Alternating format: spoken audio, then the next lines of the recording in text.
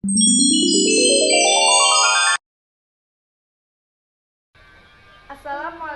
warahmatullahi wabarakatuh. Alhamdulillahirabbil alamin. Wassalatu wassalamu ala asrafil anbiya'i wal mursalin wa ala alihi washabihi ajmain. Amma ba'du. Puji dan syukur atas limpahan rahmat Allah Subhanahu wa taala yang telah memberikan kita banyak kenikmatan, dari nikmat iman, nikmat kesehatan, dan nikmat kesempatan. Dan tidak lupa pula selawat berangkaikan salam kita sampaikan kepada Nabi Muhammad sallallahu alaihi wasallam. Allahumma sholli wa sallim wa barik alaihi. Semoga kita yang berselawat kepada beliau mendapatkan syafaatnya di yaumil akhir kelak. Amin amin ya rabbal alamin. Halo, perkenalkan nama saya Ervina dengan NPM 23411015 dari Fakultas Agama Islam semester 4 pagi. Baik, dibuatnya video ini untuk memenuhi tugas mata kuliah Kepemimpinan Pendidikan Islam oleh dosen pengampu Bapak Dr. Rahmat Hidayat MA.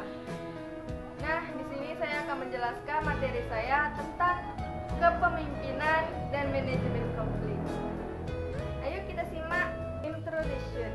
Kepemimpinan dalam pendidikan Islam memegang peranan penting dalam membentuk karakter peserta didik yang hanya tidak cerdas secara intelektual, tetapi juga unggul secara spiritual dan moral.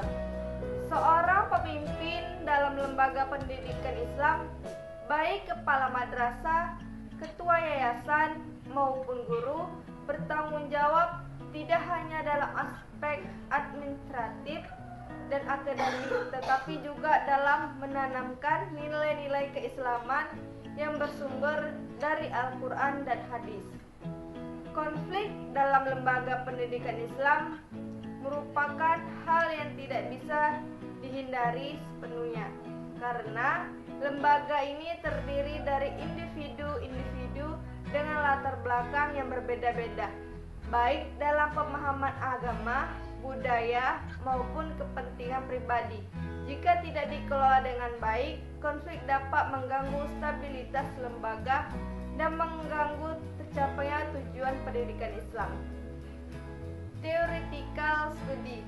Adapun pengertian dari manajemen merupakan suatu proses yang melibatkan tahapan perencanaan, pengorganisasian, kepemimpinan, dan pengendalian terhadap seluruh upaya organisasi agar tujuan dapat tercapai secara efektif dan efisien. Oleh karena itu, manajemen dapat diartikan sebagai seni mengatur berbagai hal dan mempertimbangkan segala aspek secara matang dan sistematis.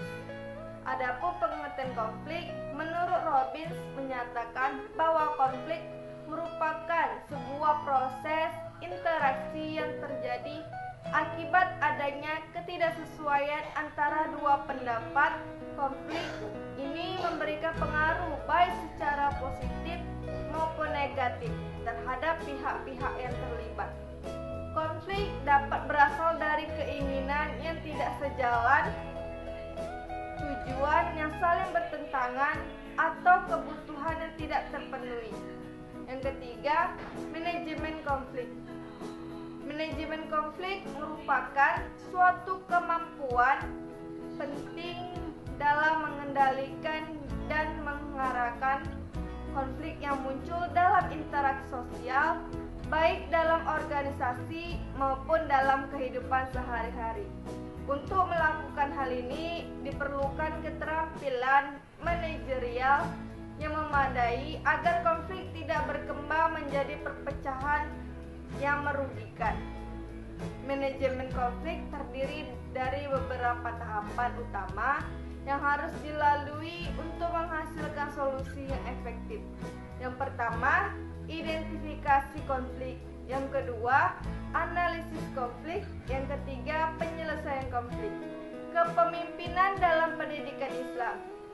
Kepemimpinan dapat diartikan sebagai seni mempengaruhi orang lain, baik individu, kelompok, organisasi, maupun lembaga untuk mencapai tujuan bersama. Dalam Islam, seorang pemimpin yang amanah akan menjadi teladan bagi orang lain. Sebaliknya, pemimpin yang tidak memiliki akhlak mulia akan memberikan pengaruh negatif kepada bawahannya. Discussion. Nah, manajemen konflik dalam konteks kepemimpinan pendidikan Islam merupakan suatu bentuk keahlian dan wawasan yang harus dimiliki oleh seorang pemimpin. Keahlian ini mencakup kemampuan untuk mengelola berbagai permasalahan atau pertentangan yang muncul antara dua pihak yang sedang berselisih, baik yang terjadi antar individu, antar kelompok, maupun dalam lingkup lembaga pendidikan. Secara keseluruhannya, manajemen konflik dalam kepemimpinan pendidikan Islam juga dapat juga dimaknai sebagai serangkaian langkah strategis yang ditempuh, baik oleh pihak-pihak yang terlibat langsung dalam konflik maupun oleh pihak ketiga yang berperan sebagai penengah. Manajemen konflik dalam kepemimpinan pendidikan Islam dapat dianggap berhasil atau efektif apabila mampu memenuhi beberapa kriteria penting. Salah satunya, indikator keberhasilannya adalah kemampuan dalam mereduksi potensi dampak negatif yang timbul dari konflik serta menghasilkan solusi yang dapat diterima secara adil dan memuaskan oleh seluruh pihak yang terlibat. Dalam Islam, terdapat berbagai strategi manajemen konflik yang dapat diterapkan dalam konteks kepemimpinan pendidikan Islam. Strategi-strateginya ini bertujuan untuk menciptakan iklim organisasi yang harmonis serta menyelesaikan pertentangan secara konstruktif.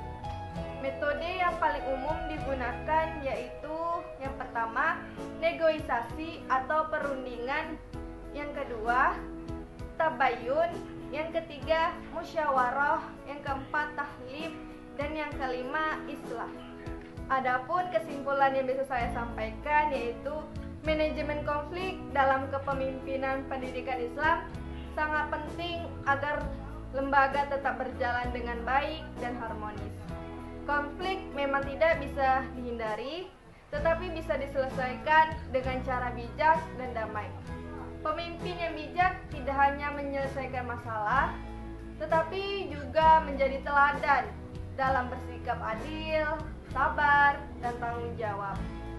Nah, strategi seperti negosiasi, tabayun, musyawarah, tahkim, dan islah bisa digunakan untuk mengatasi konflik dengan cara yang sesuai dengan nilai-nilai Islam. Dengan cara ini, konflik tidak menjadi hal yang merugikan, tapi justru bisa menjadi peluang untuk memperbaiki diri dan memperkuat kerjasama, membangun suasana yang jauh lebih baik dalam lembaga pendidikan. Baik teman-teman, mungkin itu saja